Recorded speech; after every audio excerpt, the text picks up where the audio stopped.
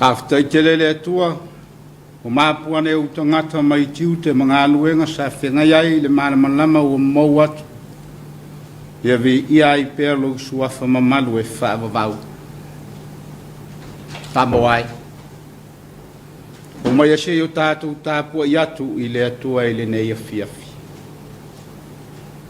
On a fire no, the Fatafaita Langa, Ileali.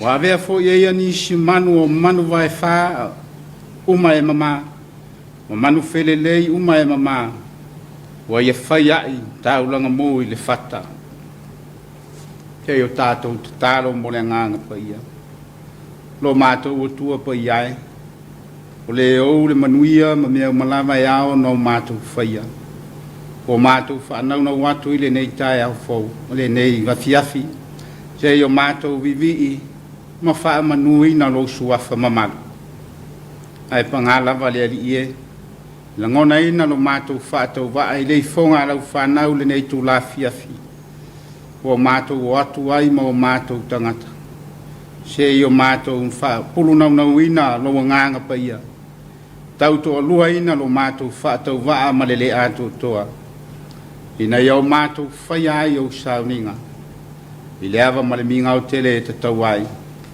mai ai watu ai I lo lava vi inga le ali e fa mau ono Yesu o le matatalo tu ai nei amen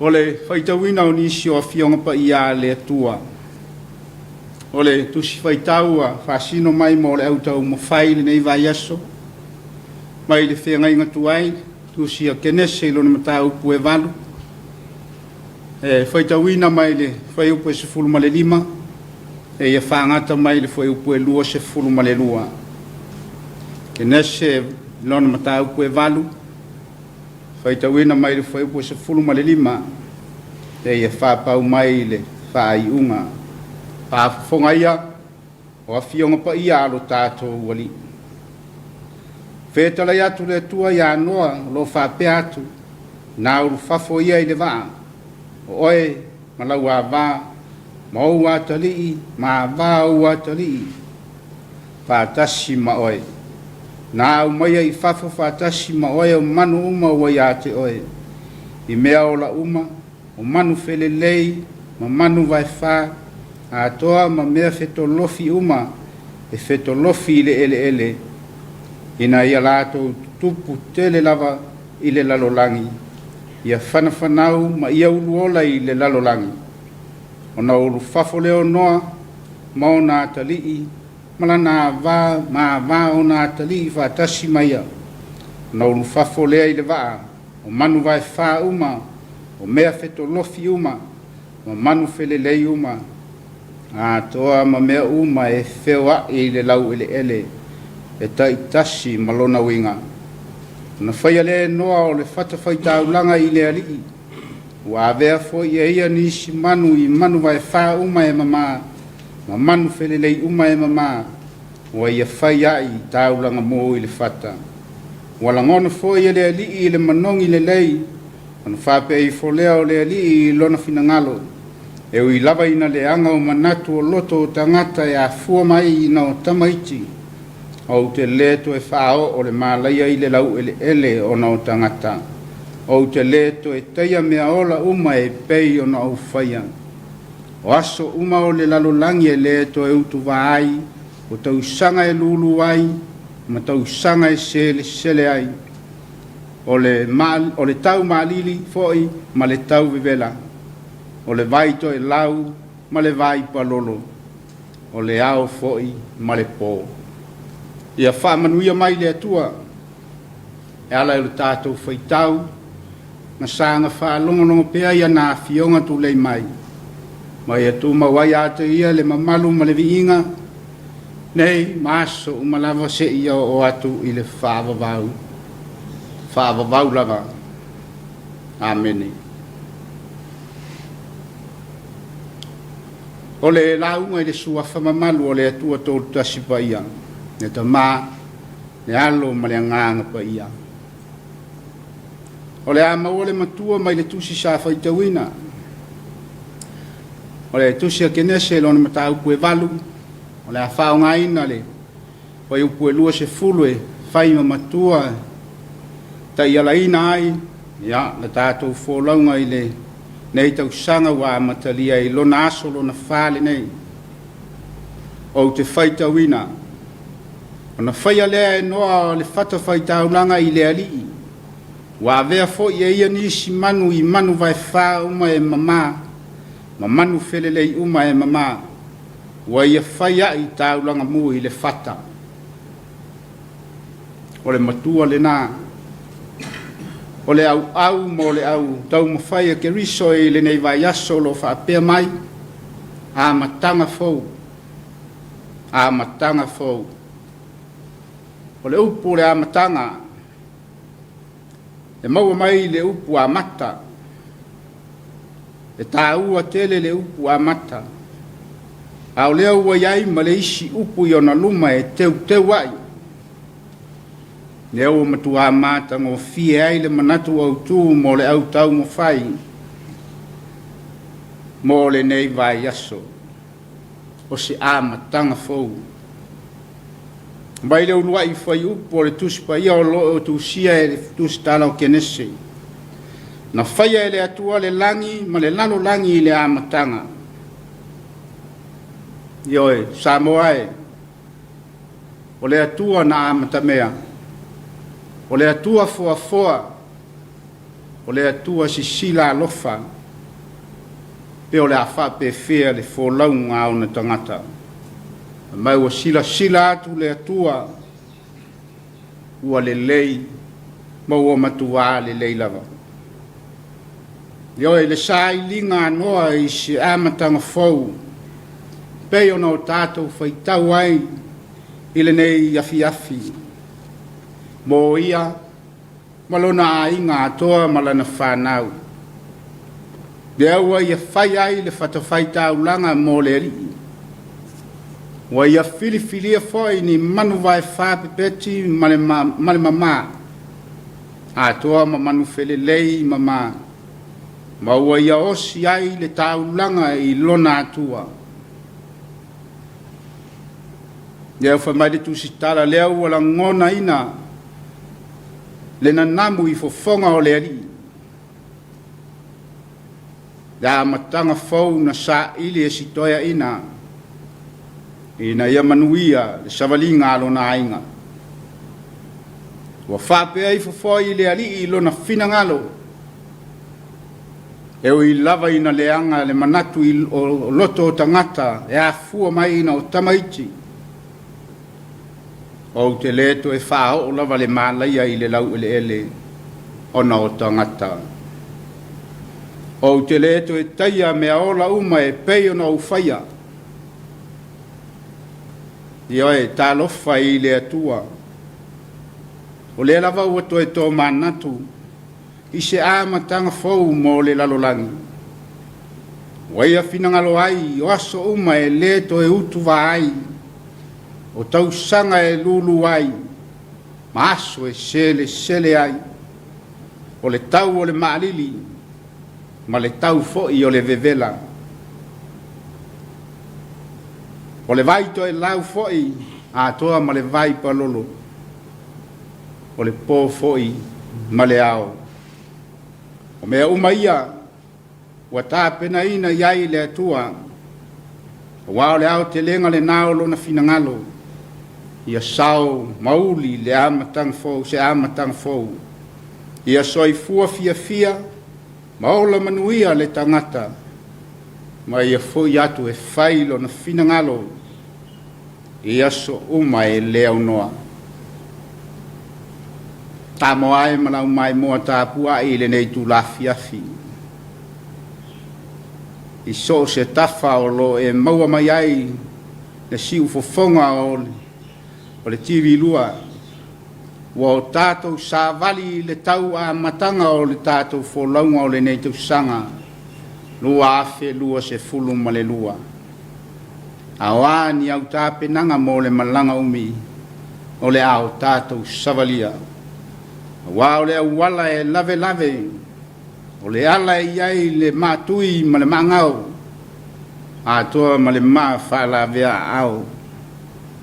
Ioe le au soe, le au ato e whangu mai le au tū mo i tātou.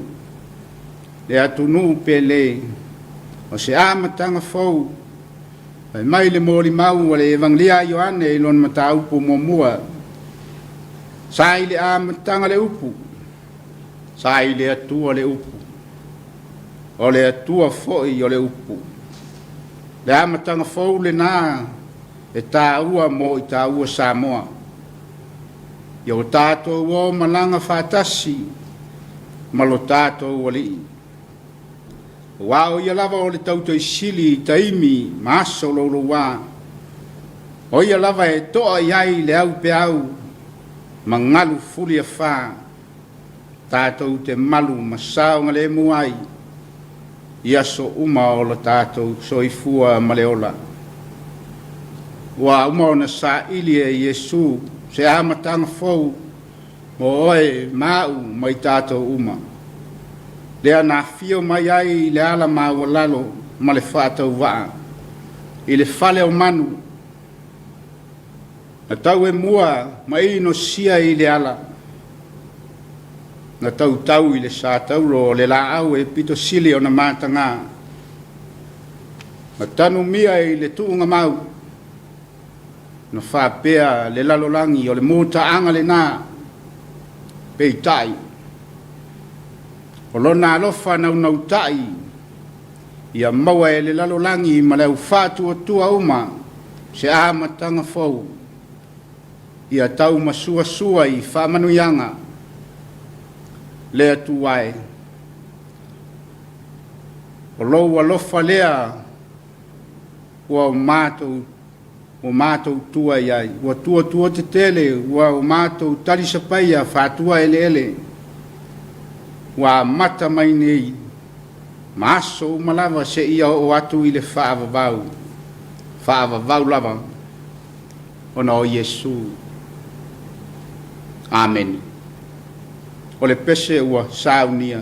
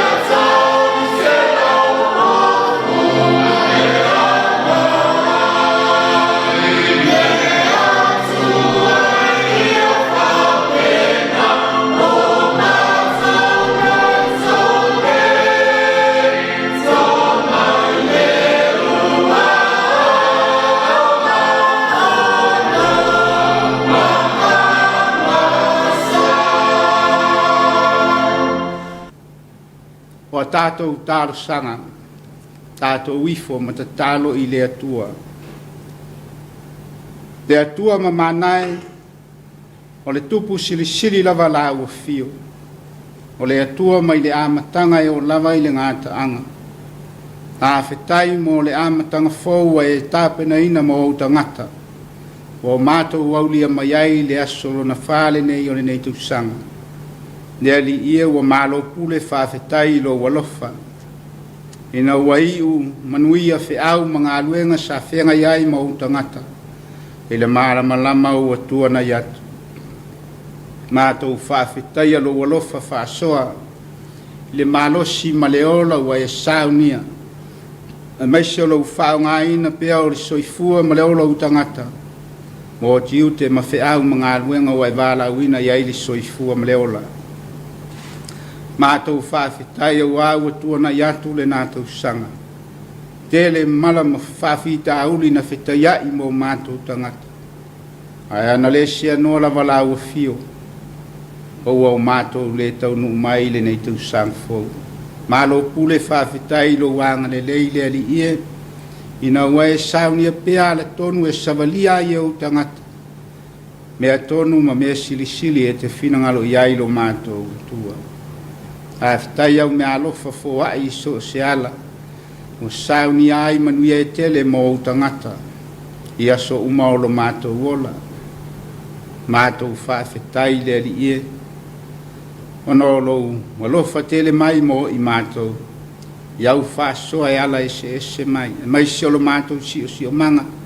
i lo mato va matua malengata i fale i me tua ia lo mato ngola o ati na ese o tau mo fai ai o tangata wa se manu ia lo tele o tangata malo watu nu mato fa fitai ono lo mato tofi ai ngo nu e mai se lo mato watu nu o mato no nofo ma fia ai ma tau tua lo finangano aftai mato e kalesia o ewa ave le famua i la o fio wa le tu poto le tu mamanu ma le vi ia la lo suafa ina ia fa pale ina o e vi inga e tele e ala i au nanga ese wa iai le au fa tu ai le lalonangi mato fa fitai le ia le nei fiafi ona au fionga tu lei mai o matou faitau ai pea ma le manino ma le totoa i lo feta lai mai le taimi ma le taimi le aso ma le aso ina ia vea pea o fionga e fai masulu e momo o matou vai ma ia malama ai o matou wala matou te sava vali tonu mauia tu ai e fai alo fina alo moni lo matou tua matou fa fitai le ia i lo wanganga pa ia o lo matou so tanga malau fio e mai le so ani ti ma ina ai lo matou wola e o e fa tonu ma fa poto mai i mea le ma le taua e ao no matou fai le ia sili mea o ma le matou fa fitai e ala i le taulanga tu tasi o saunia i lau fio soifua to ke riso lo matou wali o foi na mai na ia tongi o laina le lalolangi mo matou tangata ina ia matou sa loto ma ola ia manuia e te lele ia pea fai lava matou te fatu tua ma salamo fa maoni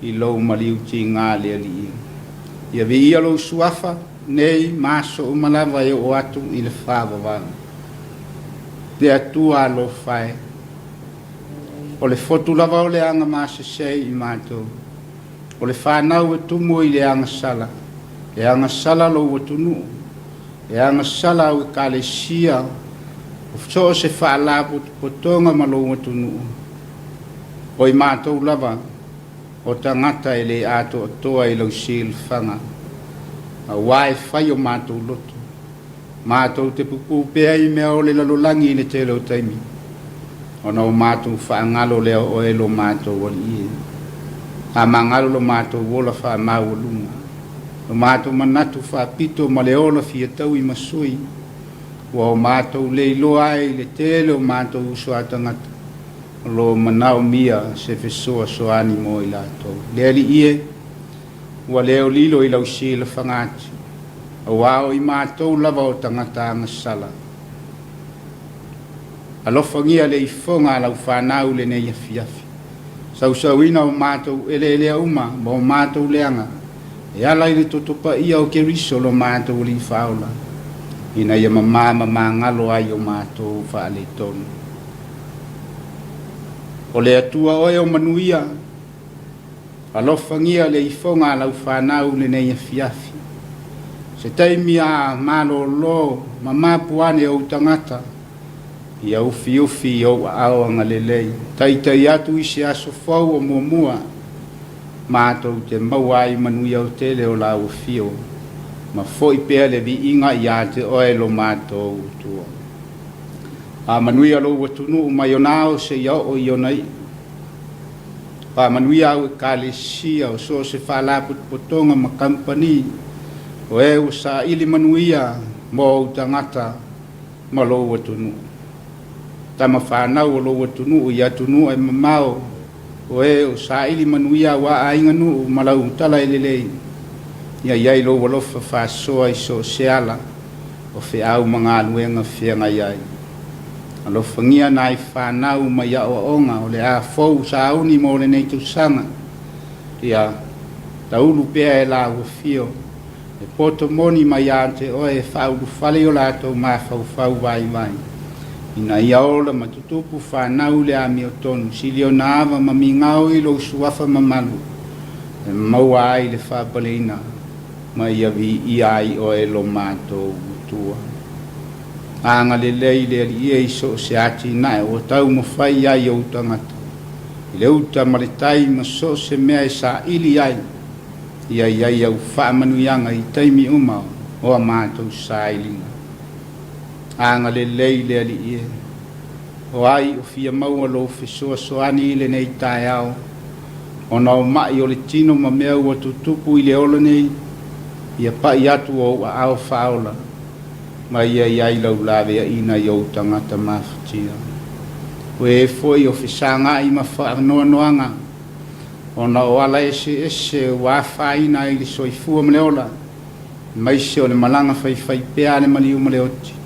Le ali ie. Wha mai se ma wha mawhana whana lo wanganga i au tangata mawhatia.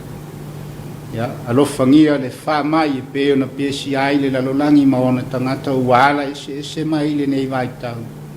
Te ali ie o nao lo mana e tafi ese ai. Ai e fau pea manu ma o tangata o e u whatu tua ma tali tonu i lo sua whamamalu. A manuia le tāpua inga nai o mātou tamā ma tina mātutua i a inga manu. Ia iai lo wanga le lei ma lo walofa. O lātou ti ngāo no le soifua matua. Lango maluina e lo walofa o lātou tautonga ti ngāo. Ia iai lo wanga le lei ma lo walofa i so se tasi o fia maua lo fiso soani. Sami le ea ma le lau le ele. Ia pa i atu au a au whaola. Ma lawea ina i lātou i lo walofa. Ia o nisi au a mātou ta talo le ali ia. Ma tasi ma manao lilo i le loto le tangata lava ia. O lo fina no lava ia whaia. Ai aua lava mao mātou mana. Tu maumai o mātou lunga le manuia ma le file mu. O oe le atua le tamā. Le alofa siri ese o Yesu Keriso lo mātou li i ma le whaola. E mafutanga whai pea ma lo lava nganga pa ia. Ia i lunga o Samoa ma le lalolangi atoa. Ia mata atu nei. Na ia o atu lava i le whaavavau lava. Amen.